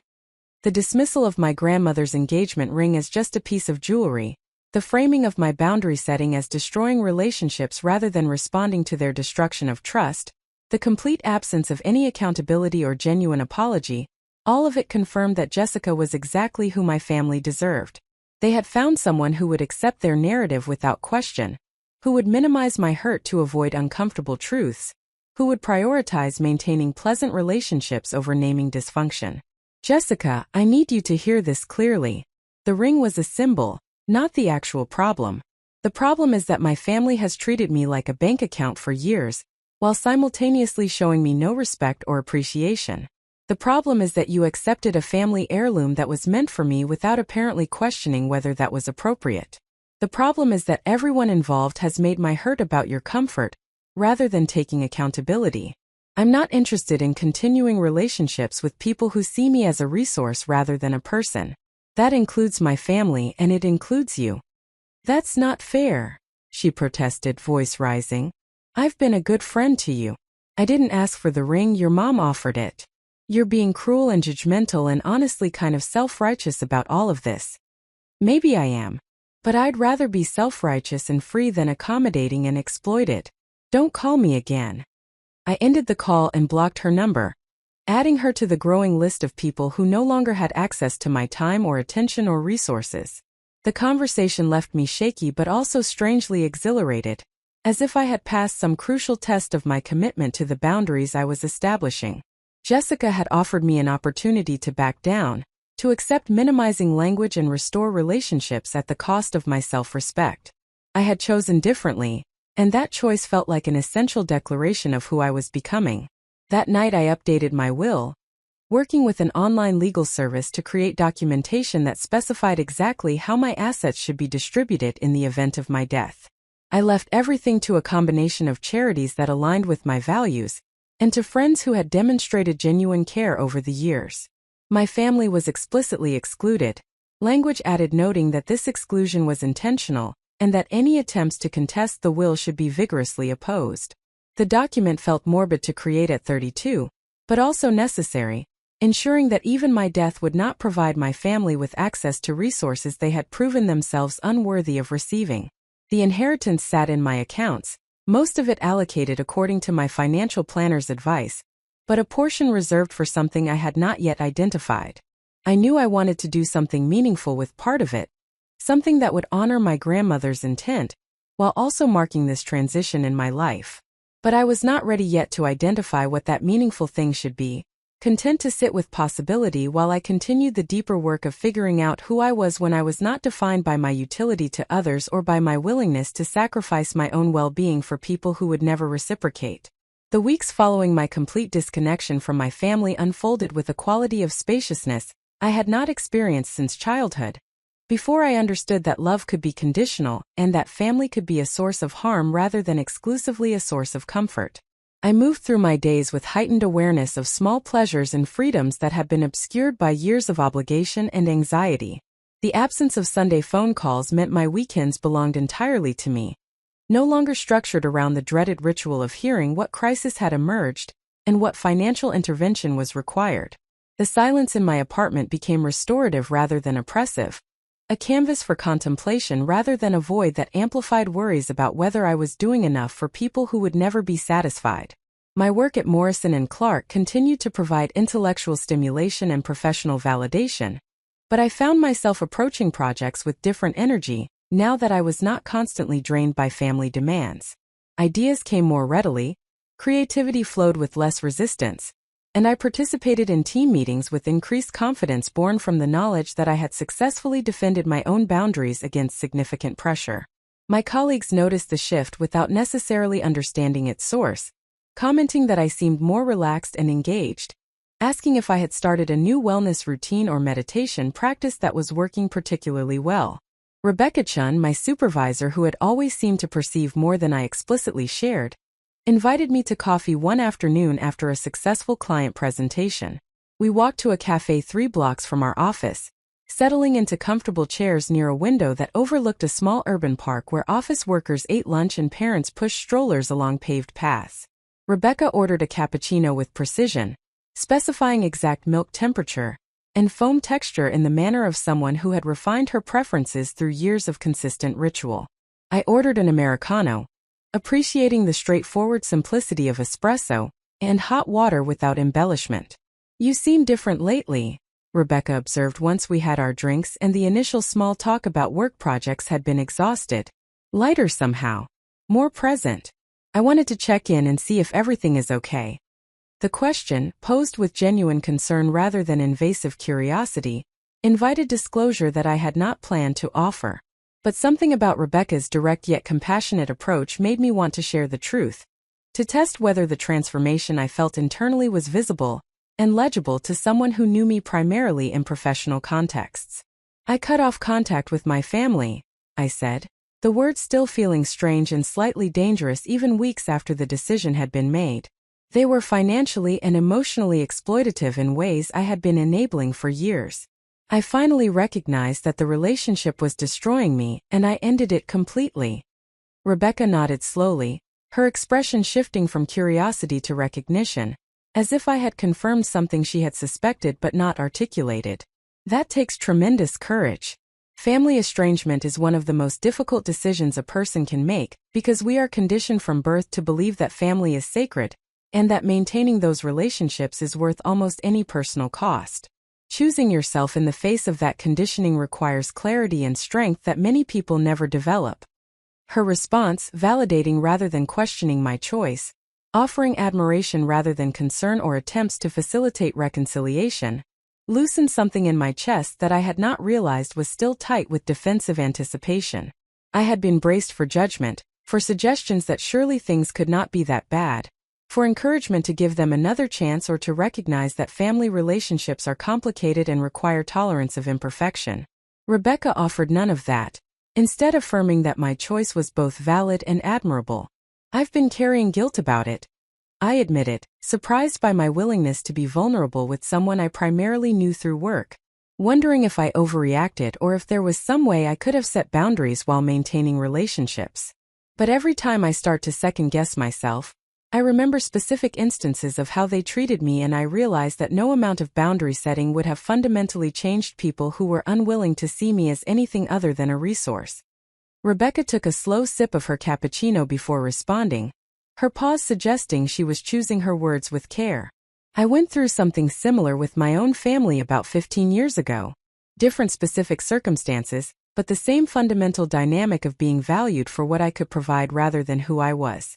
The guilt was significant for the first year, particularly during holidays and family occasions I was no longer part of. But over time, as I built a life that reflected my actual values and priorities rather than theirs, the guilt transformed into something closer to grief. Not grief for the relationships I had lost, but grief for the relationships I had wanted and never actually had. This articulation of grief for fantasy rather than reality resonated deeply, capturing something I had been feeling without quite being able to name. I was not mourning my actual mother, whose primary communication with me had been demands and criticism. I was mourning the mother I had wished she could be, the one who would have celebrated my successes without jealousy and supported my choices without conditions. I was not mourning my actual brother, whose engagement with me had been entirely extractive. I was mourning the brother I had imagined we could become, allies and friends who genuinely cared about each other's well-being. "How did you work through it?" I asked, genuinely curious about Rebecca's process and hungry for guidance from someone who had navigated similar territory successfully. "The grief and the guilt and the uncertainty about whether you had made the right choice?" Rebecca smiled with a quality of hard-won wisdom that suggested the process had been neither quick nor easy. "Therapy helped significantly, giving me a space to process the complex emotions without judgment, and to develop language for experiences I had previously struggled to articulate. Building chosen family helped as well, cultivating relationships based on mutual respect and genuine affection rather than obligation. But mostly, I think what helped was time and the accumulation of evidence that my life was better without them in it. Every year that passed without drama or crisis or manipulation reinforced that I had made the right choice. Every achievement I celebrated with people who were genuinely happy for me rather than resentful reminded me what healthy relationships actually look like. We talked for another hour, the conversation ranging beyond family estrangement to broader questions about how we construct meaningful lives, and what we owe to ourselves versus what we owe to others. Rebecca shared that she had grown up in a traditional Chinese household where filial piety was treated as a fundamental virtue, making her eventual estrangement from her parents particularly fraught with cultural as well as personal dimensions. She described the process of distinguishing between values she genuinely held and values she had been conditioned to accept without examination, learning to honor certain aspects of her cultural heritage while rejecting others that required her self-negation. Walking back to the office after our conversation, I felt both validated in my choices and more clear-eyed about the long-term nature of the work ahead. This was not a problem I would solve quickly or decisively, not a crisis I could manage through efficient action and strategic planning. This was a fundamental reorientation of my identity and my understanding of what I deserved from relationships, work that would unfold over months and years rather than weeks. The recognition that this was a long-term process rather than a discrete event felt oddly comforting, removing pressure to have everything figured out immediately and creating permission to move forward incrementally. That evening I attended my ceramics class at the community studio, a weekly ritual that had become increasingly important as a counterbalance to the cerebral and digital nature of my work life. The instructor, a woman in her 60s named Patricia who had been working with clay for 4 decades, had infinite patience with beginners and a teaching philosophy that emphasized process over product. She encouraged us to see failures and collapses as inherent to learning rather than as mistakes to be avoided, noting that clay had its own wisdom, and that our job was to listen and respond rather than to impose our will through force. I was working on a simple bowl. The third attempt after 2 previous versions had collapsed during the centering process. My hands were coated in slip, that mixture of clay and water that provided lubrication, and I focused on the sensation of the spinning wheel beneath my palms and the resistance of the clay as I applied pressure to open the form. The work required complete presence, any distraction resulting in immediate and obvious consequences as walls thinned unevenly or the center shifted off axis. I found this demand for attention oddly restful, the necessity of being fully in my body and fully responsive to what was happening in the moment, creating a break from the constant mental churning that characterized so much of my daily experience. Patricia moved around the studio offering guidance and encouragement, stopping beside my wheel to observe my technique. "You're doing well with the centering now," she noted, her tone both affirming and analytical. "But I notice you're being tentative with your pulls, not committing fully to each movement. Clay responds to confidence and clear intention. If you're uncertain, the clay will be uncertain. Trust yourself and trust the process." Her words, ostensibly about pottery technique, landed with unexpected resonance in the context of everything else I was processing. I had been tentative for so long, uncertain about my right to take up space or make demands, conditioned to accommodate and adapt rather than to assert and claim. But clay did not reward accommodation or adaptation. Clay required clear intention and confident execution, teaching through immediate feedback whether your approach was sound or whether you needed to adjust. Perhaps life was more like clay than I had previously recognized, requiring confidence and clear intention rather than endless flexibility and accommodation. I completed the bowl that evening with more success than my previous attempts, the walls rising relatively evenly and the form maintaining its center throughout the process. Patricia examined it with approval before helping me carefully remove it from the wheel and place it on a drying board. "Nice work," she said simply. "You're learning to trust yourself. That's often harder than learning the technical skills." Driving home from the studio with clay residue still under my fingernails despite thorough washing, I reflected on the multiple ways I was learning to trust myself. Trust that my assessment of my family's behavior was accurate, rather than distorted by oversensitivity or selfishness. Trust that I deserved relationships characterized by reciprocity and respect. Trust that choosing my own well-being over others' comfort was not only acceptable but necessary and good. Trust that I had the capacity to build a life worth living without the family structure I had once believed was essential to happiness and meaning. The inheritance money sat largely untouched beyond the allocations my financial planner had recommended, waiting for me to identify the right use for the discretionary portion I had reserved. I knew I wanted to do something that would honor my grandmother's memory while also marking this transition in my life, but I had not yet landed on what that something should be. I considered traveling, taking an extended trip to places I had always wanted to visit but had never prioritized because of the cost and the guilt about spending money on myself. I considered going back to school, pursuing education in subjects that interested me without regard for career advancement or practical application. I considered simply keeping it as a cushion, the security of substantial savings providing freedom to take risks I might not otherwise feel able to attempt. But none of these options felt quite right, each lacking something essential that I could not quite articulate. I wanted the use of this money to be transformative rather than merely pleasant or prudent, to mark a clear before and after in my life story.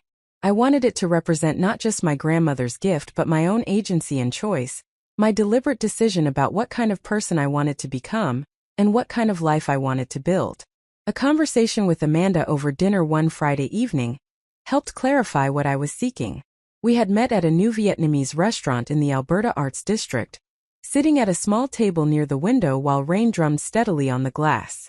Amanda was navigating her own relationship challenges with her mother, who had been increasingly critical of her career choices and her decision to remain unmarried at 37.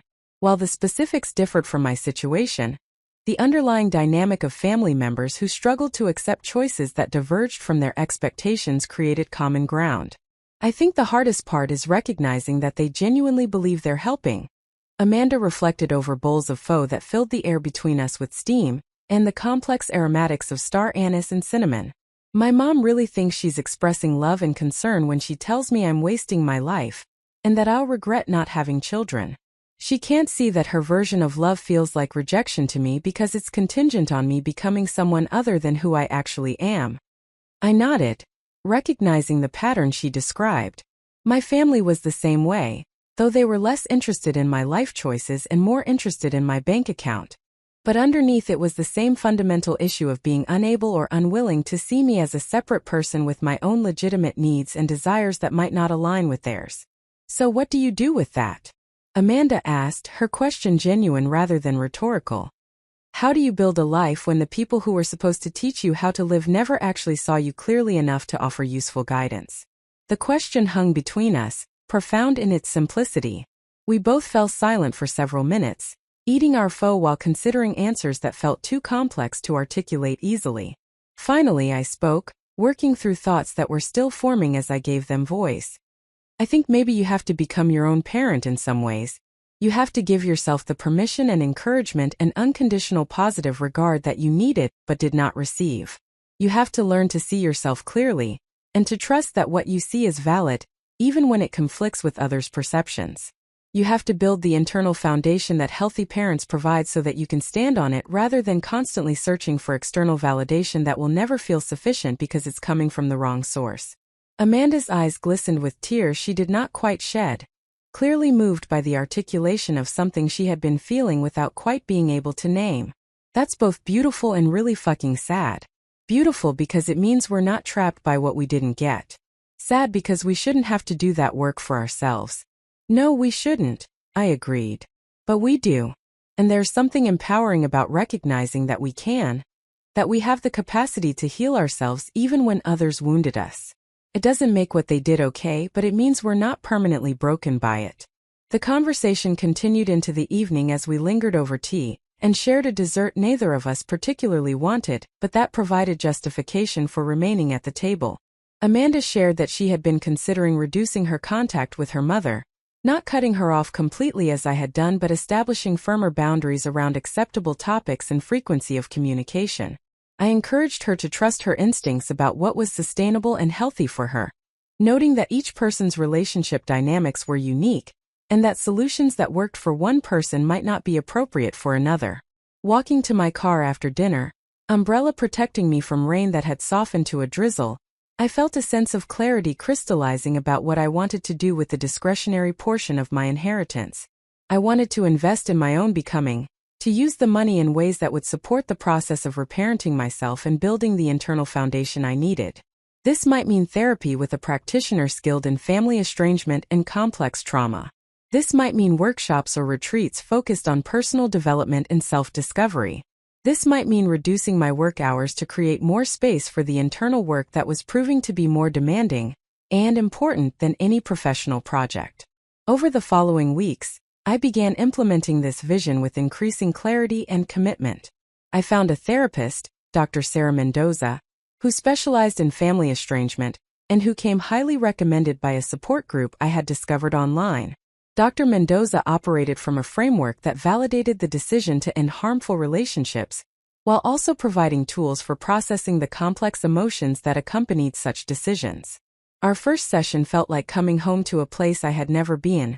Her office warm and comfortable in ways that invited vulnerability without demanding it. Her presence both professional and genuinely caring. "Tell me what brought you here," Dr. Mendoza invited, her voice carrying a quality of patient curiosity that made me want to share everything rather than offering the carefully edited version I typically presented to new people. I told her the whole story, beginning with years of financial exploitation and building toward the devastating scene with my grandmother's ring and Jessica's betrayal. I described the inheritance that had provided both means and permission to finally set firm boundaries. I articulated my uncertainty about whether I had made the right choice and my struggle with guilt that persisted despite intellectual understanding that my family's behavior had been unacceptable. Dr. Mendoza listened with complete attention, occasionally taking notes but primarily focused on maintaining eye contact and offering small verbal encouragements that indicated she was tracking and absorbing what I shared. When I finished, she sat quietly for a moment before responding, her pause suggesting she was formulating thoughts with care rather than offering reflexive reassurance. "What you've described is a pattern of parentification and financial exploitation that extended over many years and that culminated in a betrayal that made the underlying dynamics impossible to continue denying," she said, her language precise without being clinical. "The choice to end these relationships was not only reasonable, but arguably necessary for your well-being and development. The guilt you're experiencing is common and understandable, but it's important to recognize that it reflects internalized messages about what you owe to family rather than accurate assessment of your actual obligations." Her framing of my guilt as internalized messaging rather than legitimate moral concern provided immediate relief, creating distance between the feeling and my identity. I was not guilty of wrongdoing. I was experiencing guilt as a conditioned response to violating family rules that I had been trained to follow regardless of how they impacted me. This distinction might seem subtle, but it fundamentally altered how I related to the emotion, transforming it from something that required me to change my behavior to something that required me to examine and challenge the belief system generating the feeling. We scheduled weekly sessions, establishing a regular time Thursday afternoons, when I could leave work slightly early without disrupting project timelines. Each session built on previous ones, gradually constructing a more complete understanding of how my family dynamics had shaped my self-concept and my approach to relationships. Dr. Mendoza introduced concepts and frameworks that helped me make sense of experiences that had previously felt chaotic and incomprehensible. Parentification, the process by which children are inappropriately assigned adult responsibilities and emotional burdens. Triangulation, the dynamic whereby one family member becomes the focus of others' dysfunction, absorbing and managing tensions that should be addressed directly between the parties actually in conflict. Scapegoating, the designation of one person as the problem while the family system's fundamental dysfunction remains unexamined and unchanged. Recognizing these patterns in my own history felt both validating and grief-inducing. Validating because it confirmed that my experience had been genuinely harmful, rather than simply a matter of perception or oversensitivity. Grief-inducing because it meant acknowledging that my family of origin had been more damaged and damaging than I had wanted to admit, that the hope for transformation and healing had always been fantasy rather than realistic possibility. I cried in Dr. Mendoza's office more than I had cried in years, releasing grief that had been stored in my body for decades, mourning not just present losses but past injuries I had minimized or dismissed because acknowledging them fully would have been too destabilizing when I still depended on my family for survival. Between therapy sessions, I began implementing other forms of self-investment that felt aligned with the project of building myself into the person I wanted to become. I hired a personal trainer, not to pursue conventional fitness goals, but to develop a healthier relationship with my body, and to learn to listen to its signals rather than overriding them in service of productivity. I joined a writing workshop, giving myself permission to explore creative expression without needing it to be professional or monetizable. I started volunteering at a local organization that provided support services to young adults aging out of foster care, wanting to offer others the kind of mentorship and practical support I wished I had received. Each of these activities represented a choice to invest in myself and my development, rather than hoarding resources against future crises or funneling them toward people who would never appreciate the sacrifice required to generate them. Each choice felt simultaneously natural and revolutionary, aligned with who I was becoming while also dramatically different from how I had operated throughout my adult life. I was learning, slowly and imperfectly, to treat myself with the care and consideration I had previously reserved for others, to recognize that my needs and desires were legitimate and worthy of resources and attention.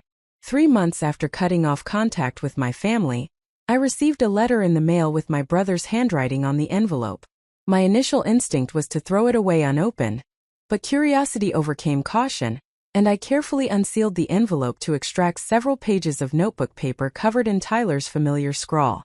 The letter oscillated between apology and accusation, between recognition that he had taken advantage of my generosity and insistence that I was overreacting to normal family dynamics. He claimed that our parents were struggling significantly without my financial support, that our father's health had deteriorated further, that they all missed me and wanted to rebuild relationships if I could find it in my heart to forgive them for whatever I thought they had done wrong. The letter's transparent attempt at manipulation, its strategic deployment of my father's illness, its framing of their behavior as whatever I thought they had done wrong rather than acknowledging specific harms, all of it confirmed that nothing fundamental had changed. Tyler had not written because he genuinely understood what he had done wrong, or because he wanted to make amends. He had written because the family's financial situation had become untenable without access to my resources, and he was attempting to reestablish that access through whatever means might prove effective. I brought the letter to my next therapy session with Dr. Mendoza, who read it carefully before offering her analysis. This letter demonstrates exactly why you made the right choice in establishing complete separation. Your brother has not developed any meaningful insight into the family dynamics or his own role in them. He's simply deploying different strategies to achieve the same goal of restoring your position as family ATM. Responding to this letter, regardless of what you say, would communicate that you remain accessible and potentially manipulable. The most powerful response is no response at all. I took her advice, filing the letter away without answering it. Over the following weeks, no additional letters arrived, and I took this as evidence that Tyler's effort had been performative rather than genuine, that he had written out of obligation or strategic calculation rather than authentic desire to repair our relationship. His silence in the face of my silence revealed the shallowness of his alleged concern, confirming yet again that my family's interest in me was purely instrumental rather than relational. As spring progressed toward summer, I found myself experiencing stretches of genuine happiness that had been absent for years. Not the performance of happiness I had maintained for professional and social contexts, but actual felt experiences of contentment and satisfaction with my life as I was constructing it. Small moments accumulated into a larger sense that I was finally living authentically, rather than according to scripts written by others. Morning runs when my body felt strong and capable. Evenings in the ceramic studio when I lost track of time working with clay. Conversations with friends where I felt truly seen and appreciated, rather than valued primarily for what I could provide. Therapy sessions where I processed pain while simultaneously building toward hope. The inheritance money that had initially felt like an overwhelming responsibility had become a tool for transformation, enabling choices that were reshaping my life in profound ways. I was learning, gradually and imperfectly, that freedom was not just the absence of constraints but the presence of authentic self-expression, the capacity to live according to my own values rather than in reaction to others' demands. My grandmother's final gift had been more than money. It had been permission and affirmation and the practical means to claim a life that was genuinely mine rather than one structured around obligation to people who had never truly valued me. That gift, combined with my own courage in using it wisely, was allowing me to become someone I had not known I could be, whole, free, and fundamentally okay with myself exactly as I was. The Tuesday afternoon in late June arrived with the kind of heat that made Portland residents question their choice to live in a city where air conditioning remained optional in many buildings. I had taken a late lunch break, walking to a nearby park to eat a salad in the shade, while reading a novel that had been recommended by my book club. The park was relatively empty during the midday heat, just a few dedicated joggers and one elderly man feeding pigeons with practiced patience. I was absorbed in a particularly compelling chapter when a shadow fell across my book, blocking the dappled sunlight that had been making the page difficult to read. I looked up expecting to see a stranger asking for directions, or perhaps a colleague who had coincidentally chosen the same park for their lunch break. Instead, I found myself staring at Jessica Chan, who stood before me with an expression that combined determination and discomfort in equal measure. She wore a sundress I recognized from our shopping trip 2 years ago, back when we had spent weekends together exploring vintage stores and trying new restaurants, back when I had believed our friendship was genuine rather than convenient. "Maya, please don't leave," Jessica said quickly, apparently reading my instinct to gather my things and walk away. "I know you don't want to see me, but I really need to talk to you.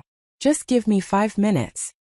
The audacity of showing up at my workplace neighborhood, of ambushing me during what should have been peaceful solitude, of demanding my time and attention after I had made clear through months of silence that I wanted no contact, triggered anger that burned hot and immediate in my chest.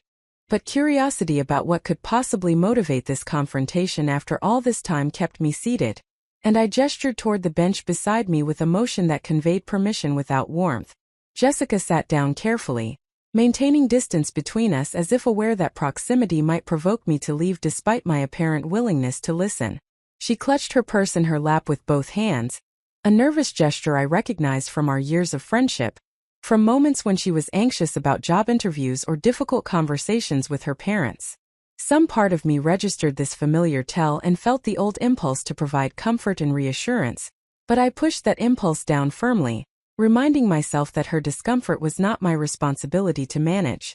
"Your mom asked me to come talk to you," Jessica began, her voice carrying an apologetic quality that immediately made me skeptical about whatever was coming next. "She's really worried about you. Your dad's health has gotten worse and they're struggling financially without your help. She thought maybe you would be willing to listen to me since we used to be so close." The strategic deployment of my father's declining health, the framing of their financial struggles as somehow my responsibility, the assumption that I would be manipulated through a former friendship that they had actively participated in destroying, all of it was so transparently calculated that I almost laughed. Almost. Instead, I set down my book and turned to face Jessica fully, giving her my complete attention in a way that seemed to make her more rather than less uncomfortable. "Let me be very clear about something," I said, keeping my voice level and calm despite the anger simmering beneath the surface. "My father's health problems are real and serious, and I feel genuine compassion for what he's going through. But his medical care is not my sole responsibility. He has insurance, he has access to social services, and he has a 30-year-old son living in his house who could potentially contribute to household expenses if anyone bothered to expect that of him. Their financial struggles are the predictable result of years of poor planning and enabling Tyler's unemployment. None of that is my problem to solve." Jessica flinched at my tone but pressed forward, apparently committed to delivering whatever message she had been sent to convey. "But they're your family, Maya. I know you're angry about the ring and about feeling left out, but family is supposed to forgive each other and move past conflicts. Holding grudges just hurts everyone involved. Your mom is heartbroken about losing you over something that was honestly just a misunderstanding." The characterization of systematic exploitation and betrayal as a misunderstanding, the suggestion that I was holding a grudge rather than enforcing healthy boundaries, the implication that their pain at losing access to my resources was somehow equivalent to my pain at being treated as a bank account rather than a daughter, all of it revealed that Jessica understood nothing about the actual dynamics at play. She had absorbed my family's narrative without question or critical examination, either because she genuinely could not see the dysfunction or because seeing it would require acknowledging her own complicity. "Jessica, do you know how much money I sent my family over the 5 years before I cut them off?" I asked, genuinely curious whether she had any idea of the scope of what she was asking me to resume. She shook her head, clearly uncomfortable with the question. "Your mom said you helped them out sometimes when they had unexpected expenses." She said you were generous but that you started keeping track of everything and making them feel guilty about accepting help from their own daughter. The inversion of reality in that statement, the portrayal of my documentation as evidence of my transactional nature rather than as protection against gaslighting about the scope of my support, would have been impressive if it were not so infuriating. My mother had successfully rewritten history, positioning herself as the victim of a demanding daughter, rather than as an exploiter who had taken advantage of familial obligation for years. I sent them $63,000 over 5 years, I said, watching Jessica's face register shock as the number landed. $63,000, Jessica. That's not helping out with occasional unexpected expenses. That's subsidizing an entire household's dysfunction, while sacrificing my own financial security and well-being. I paid Tyler's car insurance for 3 years while he sat in their basement playing video games. I covered rent shortfalls month after month because my parents apparently never learned to budget or plan for predictable expenses. I sent money for Tyler's various business ideas and certification programs that never resulted in actual employment or self-sufficiency. Jessica was quiet for a long moment, processing this information with visible discomfort. When she spoke again, her voice was smaller and less confident than before. I didn't know it was that much. Your mom never mentioned specific amounts. She just said you were being stingy and that you had plenty of money so you should be willing to help. Of course she didn't mention specific amounts, because doing so would have made it impossible to maintain her narrative that I was being unreasonable, I replied, my anger cooling into something more like tired disappointment. And here's what you need to understand, Jessica. Even if it had been less money, even if it had been a few $100s a year instead of tens of thousands, the fundamental issue would have been the same. They treated me like a resource rather than a person. They took everything I offered and demanded more without ever expressing gratitude or reciprocating in any meaningful way. And when I finally set a boundary, they retaliated by giving away something precious that had been promised to me, and acting like I was being dramatic for being hurt by that betrayal. Jessica looked down at her hands, twisting the engagement ring that had been my grandmother's around her finger in a gesture that seemed unconscious. Seeing the ring in person for the first time since the confrontation at my parents' house brought a fresh wave of grief mixed with anger, the physical reminder of everything that had been taken from me without permission or consideration. I've thought about returning the ring to you, Jessica said quietly, apparently noticing the direction of my gaze. Multiple times I've almost taken it off and driven up here to give it back. But Marcus loves it and my mom says it's bad luck to change your engagement ring once you've accepted it. And honestly, your mom would be so hurt if I gave it back after she went through all the trouble of having it resized and presenting it as this special gift. The cascade of rationalizations, each one prioritizing someone else's feelings or superstitious beliefs over basic respect for my legitimate claim to family property, perfectly encapsulated why Jessica and my family deserved each other. They operated according to the same fundamental principle that comfort and appearances mattered more than honesty or accountability, that maintaining pleasant fictions was preferable to acknowledging uncomfortable truths. Up next, you've got 2 more standout stories right on your screen. If this one hit the mark, you won't want to pass these up. Just click and check them out. And don't forget to subscribe and turn on the notification bell, so you don't miss any upload from us.